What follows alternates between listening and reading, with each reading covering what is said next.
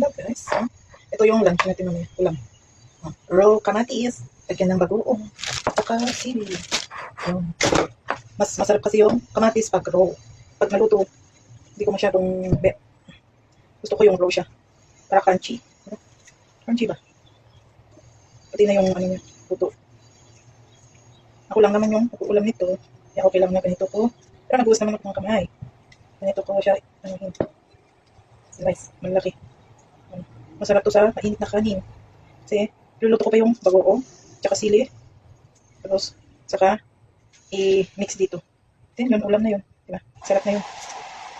Masarap. Yun, guys. Guys, ito yung luluto natin ng bagoong. Fish. Ito, fish. Bagoong. Tapos, ilagay natin dito.